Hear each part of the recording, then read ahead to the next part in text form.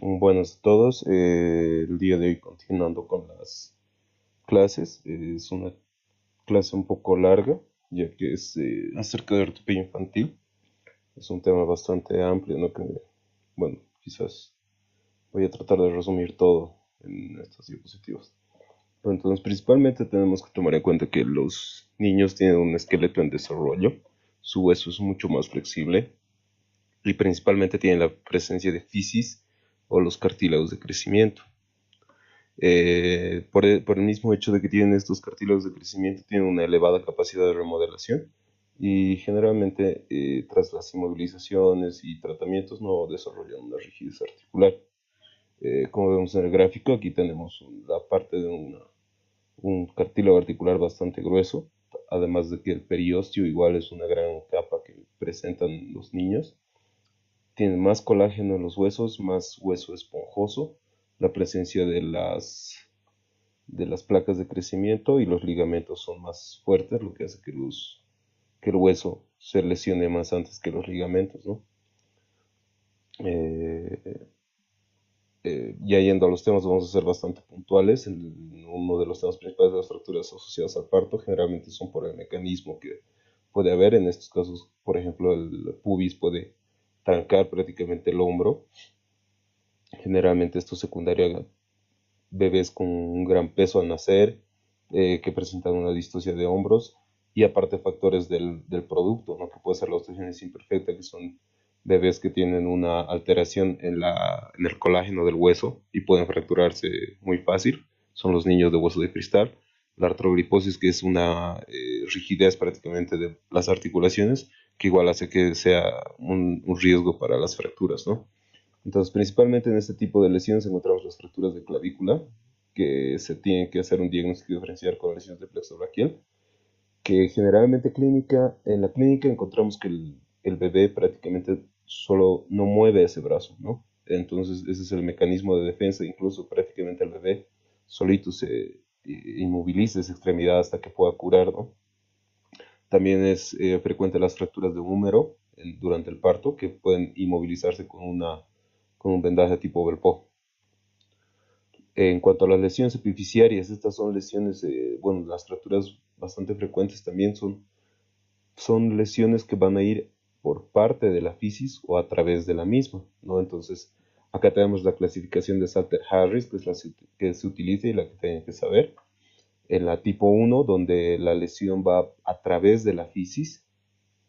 La lesión tipo 2, que es la más común, que prácticamente atraviesa el plato de crecimiento, es decir, la fisis, y se extiende hacia la metáfisis. La lesión tipo 3 es a través de la lesión de la fisis, a través del plato de crecimiento y la epífisis, ¿no? En el tipo 4 vamos a encontrar que afecta prácticamente la epífisis, la fisis y la metáfisis, ¿no? La metáfisis tenemos que recordar que es la parte transicional entre la diáfisis y la epífisis, ¿no? Y las tipo 5, que es una lesión por aplastamiento de la fisis. Aquí tenemos un dibujito que les puede servir como un mnemotécnico para recordar los tipos de la clasificación de Salter-Harris que hay, ¿no? Entonces, en las altas áreas tipo 1 y 2, generalmente el tratamiento es una inmovilización, y en las 3 y 4 ya vemos que el tratamiento es quirúrgico por las características que tienen, no son fragmentos que tenemos que sí o sí fijar de alguna forma. Entre las complicaciones de este tipo de lesiones está principalmente la lesión del cartílago de crecimiento, que puede dar lugar a formación de puentes óseos, es decir, el cartílago ahí se empieza a osificar, que hace que haya una potencial aparición de una epifisiodesis. La epifisiodesis es prácticamente cuando ya se cierra la parte de la fisis, ¿no? Es un arresto oficiario que se dice también. Entonces, en este caso, la complicación principal, como vemos en el gráfico, es la aparición de deformidades angulares, porque en este lugar ya está cerrado el hueso, en cambio el lado contralateral sigue creciendo, ¿no? Otro tipo de fracturas en los niños son las fracturas en rodete, torus o caña de bambú, que generalmente se dan por compresión axial, que es prácticamente, se da una impactación ahí en el hueso, ¿no? Está mal. Entonces hay una insuflexión de las trabéculas y el tratamiento prácticamente solo es la inmovilización. Otro tipo de fracturas en los niños es la fractura en taño verde, donde se rompe una cortical por una inflexión, por así decir, se dobla, pero la contralateral solo se arruga. En este caso pueden presentar una angulación importante y el tratamiento es una reducción cerrada y tenemos que hacer un seguimiento estrecho para ver que la deformidad no vuelva. La característica de los niños es que tienen huesos muy elásticos, ¿no? Entonces también pueden presentar incurvaciones plásticas que son deformaciones sin fracturas evidentes, ¿no? Pero de todas formas requieren una reducción, es decir, volverlo a poner a su lugar e inmovilizarla posteriormente. Otro cuadro frecuente en los niños es la pronación dolorosa o el codo de ñera o el codo de tracción, que principalmente se da por la tracción que hacen a veces los papás a los niños con el brazo de los niños. Es una luxación de la cabeza de radio que sale del ligamento anular. Generalmente se da en niños de 1 a 3 años y el tratamiento es prácticamente solo hacer una maniobra de reducción, que consiste en extender el brazo en supinación y posteriormente darle, tras extenderlo ya se flexiona y se reduce, no necesita ni siquiera luego una inmovilización. Otra lesión bastante frecuente en los niños son las fracturas supracondíleas, que es más frecuente de 6 a 7 años. Generalmente se da por mecanismos de extensión, es decir, los niños caen con el brazo extendido, con el antebrazo extendido, y hacen que toda la energía del trauma vaya a afectar la región supracondile, ¿no? Que, bueno, puede ser una fractura no desplazada, una fractura desplazada parcialmente con contacto aún en la cortical posterior o fracturas completamente desplazadas, ¿no? Tanto en el plano anteroposterior y en el plano rotacional incluso. Principalmente hay que tomar en cuenta que puede lesionar el nervio interóseo, que está a esta altura más o menos, en la parte proximal del antebrazo. Puede también comprimir la vena braquial haciendo que aumente el retorno venoso, que el retorno venoso se altere. Y en este tipo de lesiones tenemos un alto riesgo de síndrome compartimental, es lo que tenemos que valorar generalmente en estos pacientes. Cuando no están desplazadas, el tratamiento es la inmovilización, pero en caso de desplazamientos debemos considerar como primer tratamiento la reducción cerrada y una estabilización con agujas, como vemos aquí en el dibujo, y una férula de yeso que nos va a ayudar a mantener la inmovilización. Entre las deformidades de los niños en cuanto al miembro superior, una de las más importantes es la deformidad de Sprengel, que es prácticamente la elevación de una escápula hipoplásica y que puede traer consigo una disminución de la movilidad escápulo-costal y limitación de separación del hombro, como vemos acá en el dibujito. En este caso, si es que la limitación es muy evidente y puede llegar a limitar las actividades de la vida diaria, en ese caso se considera un tratamiento quirúrgico. Otra deformidad importante es la deformidad de Madelung, que es prácticamente la angulación progresiva del radio hacia la parte palmar y cubital, como vemos aquí en el dibujito. Generalmente es por una alteración, ¿no?, en la fisis radial distal, es decir, que el cartílago de crecimiento del radio a nivel cubital deja de crecer o no crece normalmente, en cambio el cúbito sigue creciendo, por lo tanto nos da esa deformidad, ¿no? Entonces el dolor puede ser insidioso y vamos a tener clínicamente una prominencia de toda la parte de la cabeza del cúbito. El tratamiento generalmente en estos casos es quirúrgico.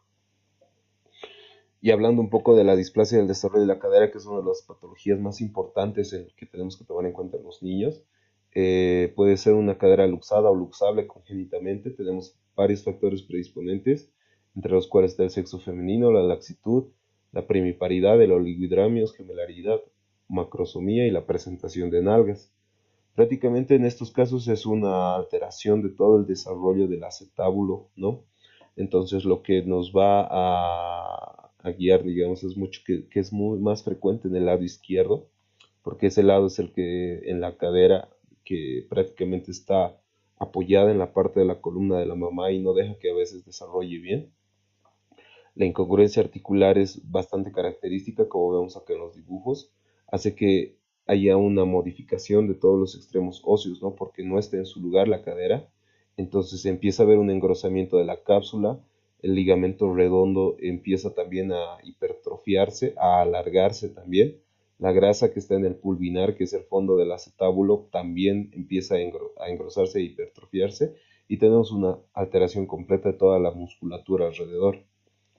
Eso es bastante importante tomar en cuenta el factor geográfico, incluso esto es una cosa para que ustedes lo sepan para la vida, ¿no? Si ven, digamos, a los bebés en nuestro medio, generalmente siempre los envuelven con las caderas en extensión, lo que hace que sea más predisponente a la displasia de la cadera, en comparación a otros lugares que los bebés siempre están con las caderas abiertas, ¿no? Con ambas caderas abducidas. Entonces, en los lugares en los que los bebés son manejados de esta forma, y menos incidencia de displasia del desarrollo de la cadera. En cuanto a la exploración física, generalmente las caderitas siempre van a separarse hasta los 90 grados, se abducen por lo menos llegando hasta casi a nivel de la mesa de exploración, pero en cambio las caderas luxadas están bastante rígidas y no se separan. Los pies glúteos es lo que tenemos que ver, aunque no es tan específico, ¿no? Pero sí nos llevan a sospechar que ese bebé puede tener una displasia de la cadera, ¿no? Vemos aquí a los pliegues del glúteo y los pliegues del muslo, ¿no? Que nos indican que hay una asimetría y algo puede estar pasando ahí. Entonces, ya yéndonos a la exploración física, las maniobras principales, ¿no? Las que tenemos de Ortolani y de Barlow. La de Barlow prácticamente consiste en hacer una abducción y una presión anterior, es decir, se apretan, la de Barlow es es una abducción, es decir, se cierran las caderitas y se presionan hacia atrás las rodillas, lo que va a hacer que se luxen las caderas. En cambio, la de Ortolani va a hacer que se abran las caderas, se abduzcan y va a haber una presión hacia anterior, es decir, vamos a jalar un poco las rodillitas y vamos a reducir la cadera, ¿no?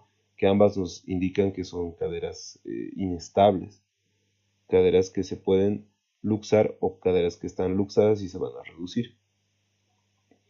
En cuanto ya el paciente va creciendo y no se diagnostica la displasia, ya vamos a encontrar que va a haber un acortamiento a ese nivel, ¿no? Que es el test de Galeazzi, que nos va a mostrar una dismetría en ambas extremidades, ¿no? Generalmente a predominio del acortamiento que hay a nivel del fémur.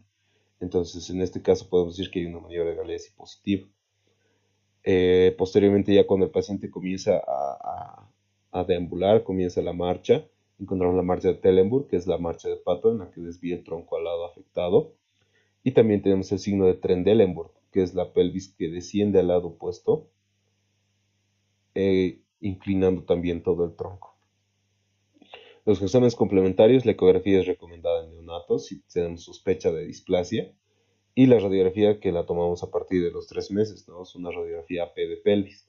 Entonces aquí ya tenemos que nosotros saber medir las líneas principales para ver la luxación y el desarrollo de los acetábulos principalmente. Entonces tenemos primero la línea horizontal de Hilger-Reiner, que es prácticamente tomando ambos puntos de los más distales de ambos huesos ilíacos, porque aquí tenemos que recordar que está el cartílago trirradiado. Entonces tomamos las partes más distales de los ilíacos, trazamos una horizontal y a partir de estos puntos trazamos una línea más al extremo más distal del acetábulo, del techo acetabular. Entonces, en este caso ya lo llamamos un índice acetabular, que va a ser normal generalmente, algunos autores dicen hasta menos de 25%, otros toman hasta 30%, ¿no? En este caso, por ejemplo, vemos que este índice acetabular está adecuado, que es menor a 25 grados, y en este caso está bastante abierto, ¿no? El ángulo, entonces ya sospechamos que aquí hay una displasia del desarrollo de la cadera. Otra línea que nos ayuda bastante es la línea vertical de Perkins, que va a pasar, que prácticamente es una perpendicular a la de Hilger-Reiner, que va a pasar a través del borde más extremo del acetábulo y donde tenemos que tomar en cuenta que vamos a tener 4 cuadrantes y la zona de osificación de la cabeza femoral siempre tiene que estar en el cuadrante inferomedial, ¿no? En este caso, en el lado patológico vemos que está por fuera, ¿no? Toda la parte porque tenemos que recordar que aquí también hay, no se ve el núcleo de osificación, pero sí hay cartílago de la cabeza, ¿no? Alrededor de esto, y nos indica que está hacia afuera, ¿no? Está luxándose. Otro punto de referencia que podemos tomar también es la línea curva de Shenton o el arco de Shenton, que es la continuidad con la epífisis del fémur, que en este caso lo vemos completamente separado, ¿no? Entonces eso nos indica también que es una cadera que está luxada. En cuanto al tratamiento, principalmente es en primera instancia el arnés de Pavlik, si es que hacemos el diagnóstico precoz, este arnés de Pavlik o podemos también usar un aparato abductor que debe ser un uso mínimo de 3 meses. En caso de caderas que están luxadas o en edades mayores a 6 meses, ya tratamos de hacer el tratamiento con yeso pelvipédico. Y en casos ya mucho más avanzados y en edades mayores, ya tenemos que considerar una cirugía, que en estos casos es una reducción abierta, es decir, prácticamente poner la cabeza otra vez a su lugar, obviamente quitando todos los tejidos que están hipertrofiados a este nivel, y también debemos considerar una osteotomía pélvica, es decir, un corte en el hueso para poder mover el acetábulo y darle cobertura a la cabeza de ese fémur. Estos son algunos algoritmos, bueno, en un paciente que tiene una edad de 6 a 18 meses, con una cadera luxada, bueno, principalmente se recomienda hacer una artrografía y una reducción cerrada en primera instancia. Si es una cadera reductible, tenemos que tomar en cuenta una artrografía. Si el contraste medial es menor a 5 a 7 milímetros en el espacio intraarticular, podemos poner un yeso, ver con una tomografía y cómo está la reducción. Y bueno, tenerlo al bebé con el yeso por lo menos unos 3 meses para posteriormente hacer órtesis, que van a ser 24 horas 24, un uso continuo prácticamente, y luego un uso nocturno. Pero en caso de que el contraste medial sea mayor a 5 a 7 milímetros, es decir, que tenemos un espacio articular mucho mayor, tenemos que ver que ya tenemos que considerar una reducción abierta, tenemos que ver la posibilidad de suturar esa cápsula, reducir su tamaño y poner el yeso, ¿no? Posteriormente hacemos los controles y generalmente están con el yeso por 6 semanas y posteriormente hacemos la rehabilitación. En pacientes mayores ya de 18 a 48 meses de edad, pues igual hacemos la arteriografía si es una cadera reductible, pues podemos poner el yeso en una posición con las caderitas abiertas y flexionadas, caderas abducidas. Y bueno, en el caso de que sea irreductible, se considera la reducción abierta, no la cirugía. En caso de que haya una luxación, mucha presión en la cabeza al querer reducirla, pues tenemos que también tomar en cuenta la posibilidad de hacer una osteotomía en el fémur, es decir, acortar el fémur para que no haya mucha presión ahí en esa caderita. En caso de que sea una cadera muy inestable, no tengamos mucha cobertura en la cabeza, tenemos que hacer una osteotomía, que como ya les mencioné, es hacer un corte en el hueso para darle cobertura a esa cabeza, y ya posteriormente hacemos los controles tomográficos o radiológicos, y usamos el yeso por 6 semanas y hacemos la rehabilitación, ¿no? Es una parte muy compleja esta la del manejo, y bueno, espero es una cosa que tienen que saber a grandes rasgos, ¿no? Otro cuadro importante es la artritis séptica, que, bueno, una de las presentaciones más importantes es en la cadera, pero puede darse en cualquier articulación en los niños. El cuadro tríptico generalmente es en los recién nacidos y lactantes. El agente etiológico principal es el Staphylococcus aureus o los Streptococcus del grupo B y el Haemophilus influenzae. Clínicamente siempre cursa con un cuadro séptico sistémico, ¿no? Hay un compromiso general del paciente. Clínicamente encontramos inmovilidad, que se llama pseudoparálisis del miembro, es decir, el bebé no mueve para nada esa articulación y el llanto aumenta cuando queremos nosotros movilizarlo. Principalmente podemos encontrar un derrame articular en la ecografía, y en la radiografía simple no nos ayuda mucho en un inicio, ya que solo vamos a encontrar un poco de aumento del espacio interarticular y las secuelas aparecen de 2 a 3 semanas, que principalmente es una destrucción articular que es irreversible, ¿no? Nos va a dejar unas grandes secuelas. Bueno, al tener una sospecha de artritis séptica tenemos que considerar una artrotomía, es decir, abrir esa cadera, descomprimirla, porque toda la pus que está en esa articulación está haciendo que sufra más. Tenemos que hacer un lavado y un drenaje de esa articulación, ¿no? Obviamente también tenemos que tener el uso de antibiótico-terapia adecuado. La enfermedad de Pertes es otro cuadro que vamos a encontrar en las caderas de los niños, que es prácticamente una necrosis vascular de la cabeza femoral. Se da en 1 de cada 10.000 niños. Es mayor, es más prevalente en varoncitos. La etiología es desconocida exactamente, ¿no? Generalmente se da en pacientes con retraso de la maduración. Puede haber pacientes con alteración de su patrón vascular. Puede haber también otros factores como los traumatismos y las alteraciones de la coagulación, y además de trastornos endocrinos y metabólicos. Generalmente estos son los vasos que se vienen a prácticamente a lesionar, cursando posteriormente con la necrosis de la cabeza, ¿no? Generalmente hay crisis repetidas de infartos, puede haber fracturas patológicas, se acompaña de sinovitis y derrame articular por la reacción inflamatoria que hay en esa cadera. Puede haber hipertrofia cartilaginosa, lo que nos lleva a un ensanchamiento de la cabeza femoral, es decir, que va a crecer más de lo debido. Y si es que compromete la parte lateral del fémur, puede colapsar. Generalmente cuando son más pequeños hay más remodelación, pero el riesgo de artrosis siempre va a estar ahí tras una enfermedad de Pertes. Entonces, el pronóstico principalmente lo basamos en la esfericidad de la cabeza, ¿no? Como decíamos, cuando son niños más pequeños tienen mejor pronóstico, como en este caso, que cursa con toda la necrosis de la cabeza, pero posteriormente llega a remodelarse y no hay muchas secuelas. Pero en otros casos que son niños un poco más grandes, puede haber mayor sufrimiento de la cabeza y nos quedan secuelas mucho peores, ¿no? Como en este caso que vemos que la cabeza queda un poco más grande y más deformada.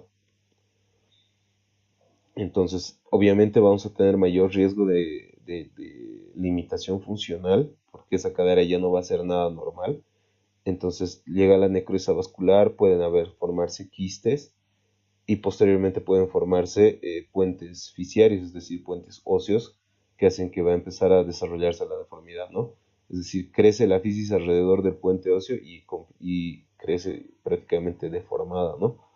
Entonces, en estos casos, como decíamos, los niños en los que empiezan a mayor edad tienen más riesgo de posteriormente llegar a una artrosis, ¿no? Entonces, la presentación puede ser de 2 a 18 años, frecuencia mayor en 4 a 8 años. Puede haber una afección bilateral incluso con un espacio de un año. Generalmente, clínicamente, vemos al paciente con una marcha antálgica, con claudicación y prácticamente dolor, ¿no? A la exploración física vemos un Trendelenburg positivo, hay atrofia del miembro, rigidez de la articulación, pérdida de la rotación interna y una abducción limitada, ¿no? Además que la cadera puede mantenerse en flexión por la contracción de todos los músculos. Los estudios imagenológicos en un inicio las radiografías pueden ser normales, posteriormente ya presentan una hendidura ahí en el cartílago en toda la parte del cartílago articular, un ensanchamiento del espacio articular. La ecografía nos indica que hay un derrame que es prácticamente reactivo a toda la lesión del hueso que hay. En la gammagrafía vemos que hay una hipercaptación por la inflamación y en la resonancia magnética podemos encontrar necrosis de la médula ósea y obviamente la irregularidad en toda la cabeza femoral. Tiene etapas, ¿no? La sinovitis es las primeras semanas, necrosis o colapso en 6 meses, la fragmentación en 7 meses y la reconstitución, es decir, la remodelación, que va a durar de 2 a 7 años después de la enfermedad. Los riesgos de la cabeza pueden estar vistos en la radiografía cuando vemos una extrusión o osificación fuera de la cabeza, cambios metafisiarios, rarefacción y con la formación del quiste que mostrábamos anteriormente, y la radiolucidez de la cara externa de la fisis. Este es el signo de Cage. El tratamiento, bueno, en los pacientes que remodelan no hay que hacer nada, pero en los pacientes que queda una cabeza deformada, como ya veíamos, puede usarse una órtesis en abducción con la caderita separada, que bueno, va a ayudar sintomatológicamente al paciente. Y una opción también es la cirugía para darle la contención, es decir, que la cabeza que queda deformada tiene que tener un acetábulo que pueda contenerla, ¿no? Entonces hay que modificar un poco el acetábulo y reforzarnos mucho en la amplitud de movimientos con la fisioterapia. Otra patología bastante frecuente es la epifisiólisis femoral proximal, que es el deslizamiento de la epífisis femoral del fémur con respecto a la metáfisis. Generalmente se da a los 13 años en niños, 11 años en niñas, y el 25% es bilateral, ¿no? Entonces, ¿por qué se da esto? Porque en la adolescencia el disco es débil y generalmente en los niños que son más gorditos son más vulnerables por soportar el peso, ¿no? Muchas veces también las deformidades de la retroversión o el cuello más corto pueden aumentar la verticalidad de la zona, entonces va a hacer que sea mucho más propenso a deslizarse, ¿no? Entonces está bastante relacionado con trastornos endocrinos, hipotiroidismo, hipopituitarismo, hipogonadismo, raquitismo, pacientes que han sido sometidos a quimio y radioterapia, y principalmente la obesidad y los traumatismos.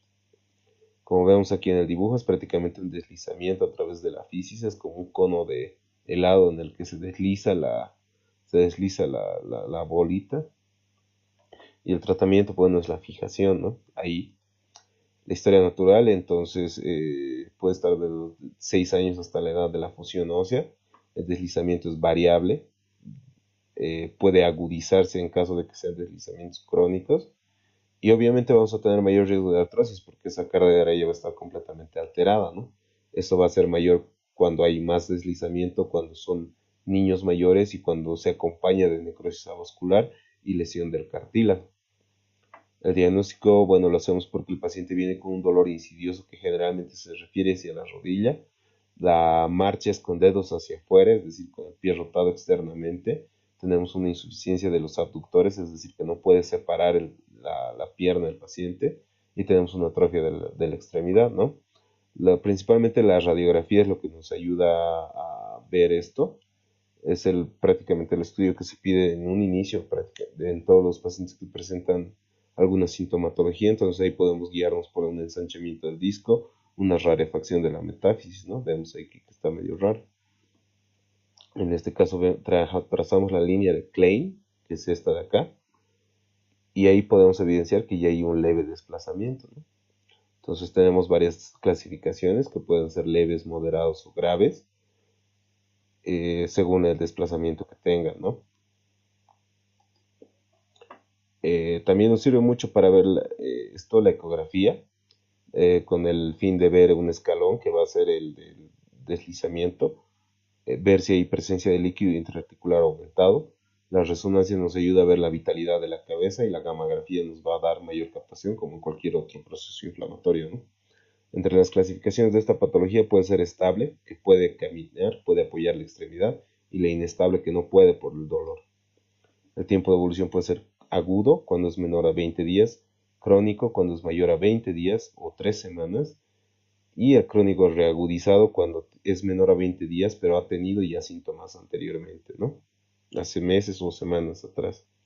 Y el tratamiento prácticamente es un tratamiento de fijación ahí en el lugar del desplazamiento, porque si tratamos de corregirlo, podemos nosotros causar la necrosis avascular, y posteriormente ya cuando el consolide, cuando ya llegue a la madurez esquelética, pues hay que hacer otros tratamientos de salvataje de esa cadera. En cuanto a la parte de la rodilla, solo para mencionarlos, la parte de las deformidades principales son el genubaro y el genuvalgo. El genubaro es cuando la parte distal se desvía hacia medial, tomando en cuenta como punto de referencia la rodilla. Es prácticamente nos hace un cero. Y el genuvalgo es cuando la parte distal se desvía hacia lateral, es decir, tenemos unas rodillitas en X, ¿no? Entonces el genubaro es fisiológico del nacimiento hasta los 2 años, excepto en algunas patologías como la enfermedad de Blount, que es una tibia vara. En este caso hay una lesión, hay una alteración de la metáfisis proximal de la tibia que hace que crezca hacia el varo, ¿no? El tratamiento en estos casos generalmente es quirúrgico. Y el genuvalgo es fisiológico desde los 2 años y se puede corregir hasta los 7 a 8 años.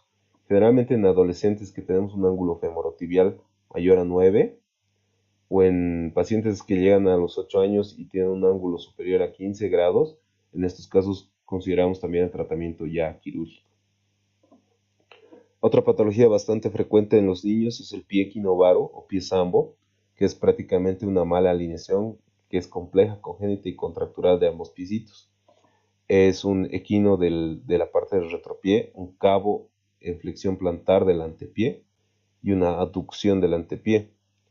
Además que tiene un varo complejo subastragalino de toda la parte del complejo subastragalino y además de rotación interna de los pies, ¿no? Entonces es prácticamente el conjunto de todas estas deformidades.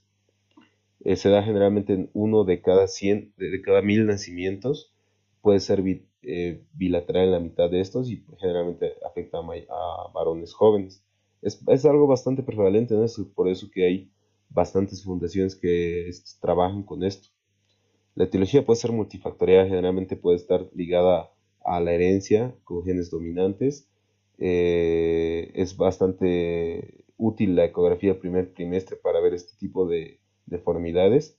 Puede estar asociado a otras malformaciones y puede dividirse en una forma leve, que puede ser solo por la posición del paciente en el útero, ya que tenemos que acordarnos que está con las rodillitas flexionadas y los piecitos prácticamente se amoldan a la forma del útero. Grave cuando se empieza la deformidad en el origen más temprano de la vida fetal, y puede ser idiopático cuando son varios factores, ¿no? Entre los factores ambientales también se han relacionado a madres que fuman en el embarazo, la historia familiar, el aumento de la laxitud ligamentaria, que esto igual es familiar, y el aumento de la rotación interna de la cadera. Entonces, prácticamente es típica de una displasia, ¿no? De una alteración del desarrollo. El astrágalo es deformado, es corto, el cuello se desvía en dirección interna, como ven aquí en el gráfico, y prácticamente hace que todo el pie siga ese camino, ¿no? Siga una dirección interna y plantar. El escafoide se articula de forma anómala con el astrágalo. El astrágalo y el calcáneo están paralelos en los tres planos, cosa que no es normal. El mesopié se va hacia adentro y los metatarsianos se van en aducción y en flexión plantar, ¿no? Es decir, que es una deformidad completamente compleja de todo el pie. Generalmente encontramos ligamentos engrosados, los músculos alrededor son hipoplásicos, hay hipoplasia del miembro inferior y hay un acortamiento del pie, ¿no? Además de acompañarse de hipotrofia de todos los músculos de la rodilla, de la pantorrilla. Entonces puede ser también un equino varoposicional, como ya decíamos, intrauterino, que el tratamiento van a ser yesos. El pie equino varo idiopático, que puede ser, que es el más clásico, que hay una rigidez intermedia. Y el teratológico, que se relaciona generalmente con artrovilposis, mielomeningocele, son pies más rígidos y puede ser neurogénico o sindrómico también. El tratamiento prácticamente nos basamos en corregir la deformidad, conservar la movilidad y la fortaleza, es decir, que tenemos que conseguir un pie plantígrado que soporte la carga normal y tenga capacidad de usar un calzado, ¿no? Tenemos que tomar en cuenta que debemos conseguir un aspecto satisfactorio. No tenemos que llegar a tratamientos muy complicados.